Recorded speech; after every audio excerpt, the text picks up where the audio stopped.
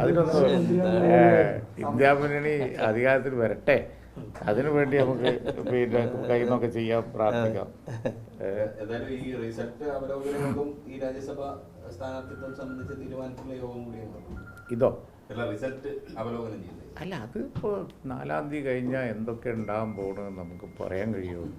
4-ാം തീയതി കഴിഞ്ഞ് കഴിഞ്ഞാൽ ഇന്ത്യ രാജ്യത്ത് ഉണ്ടാകാൻ പോകുന്നത്, ഇന്ത്യ മുന്നണി അധികാരത്തിൽ വരികയാണ്. അതൊരു വലിയ സന്തോഷമുള്ള കാര്യമല്ലേ? നമുക്കെല്ലാവർക്കും കൂടി വീണ്ടും കാണാം.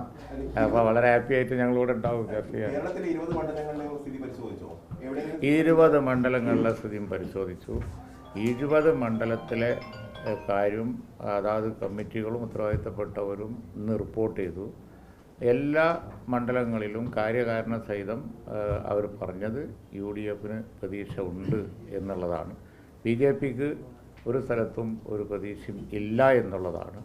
നല്ല മത്സരം നടന്ന 1-2 മണ്ഡലങ്ങളുണ്ട്. പക്ഷേ അവിടെയും UDF ജയിക്കും എന്നാണ് ഇന്ന് വിലയിരുത്തപ്പെട്ടത്.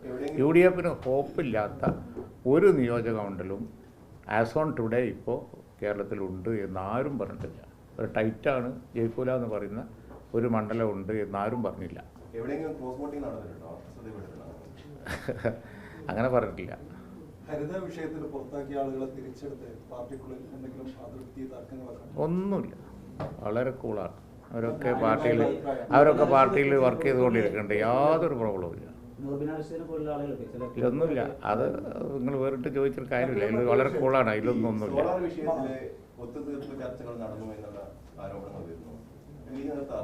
ഇന്നലെ തന്നെ ഞാൻ പറഞ്ഞിരുന്നു, വേണ്ടാത്ത കാര്യത്തിലൊന്നും ഇപ്പം ഞാൻ പാർട്ടിസിപ്പേറ്റ് ചെയ്തിട്ടില്ല. അതൊക്കെ ഞാൻ ഈ വക വിഷയത്തിൽ പ്രതികരിക്കൂല എന്ന് ചോദിക്കുന്നത് നിങ്ങൾക്കും അറിയാം, പറയുന്ന ഞാനും അറിയാം. അതൊക്കെ പഴയ കാര്യങ്ങളല്ലേ. ഇനി അതിലൊന്നും പ്രതികരണമില്ല.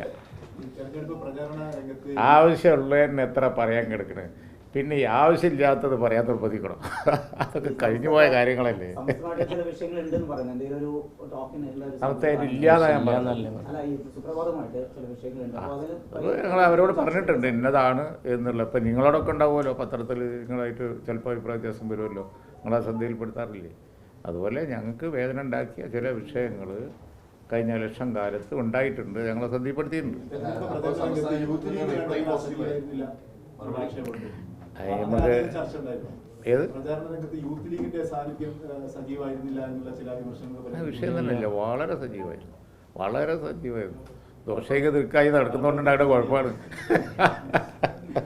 ചെയ്ത് സ്ഥിരം ദോഷയൊക്കെ തീർക്കായി നടക്കുന്നതുകൊണ്ടുള്ള കുഴപ്പമാണ്. യാതൊരു കുഴപ്പമില്ലാത്ത വരെ എങ്ങനെ കാണുകയാണ്. വിമർശനേ ഉള്ളൂ എന്നായി പോയാൽ ബുദ്ധിമുട്ടാവും. കേവലം വിമർശനമായുള്ള കുഴപ്പം എന്താ അറിയോ? ആളെ കാണുമ്പോഴത്തേന് പറയും വിമർശനം ഉണ്ടാവുള്ളൂ. അതും പാടില്ല, നിഷ്പക്ഷമായിരിക്കണം.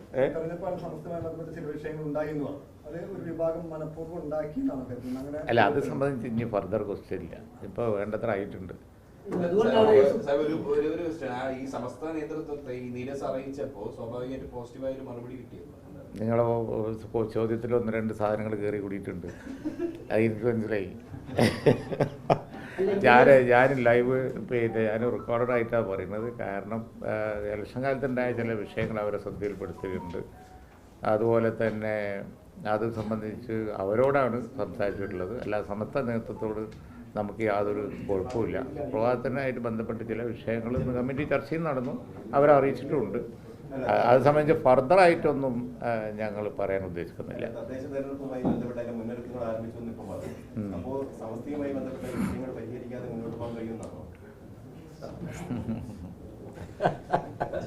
ഒരു തെരഞ്ഞെടുപ്പ് ഇപ്പം കഴിഞ്ഞല്ലോ, ഇനി അടുത്ത തെരഞ്ഞെടുപ്പ് വരട്ടെ. ഇന്ന് കാര്യം അപ്പം പറയാം. ശരി, ഒരു തെരഞ്ഞെടുപ്പിൽ ജയിച്ച പോലല്ലേ ഇരിക്കുന്നത് സമുദായമൊക്കെ. ആത്മവിശ്വാസത്തിൻ്റെ ഒരു ഊക്ക് നോക്കിയേ. അപ്പോൾ അത് ഇനി അടുത്ത തെരഞ്ഞെടുപ്പ് അപ്പം വരുമ്പോൾ പറയാം. ഓക്കെ.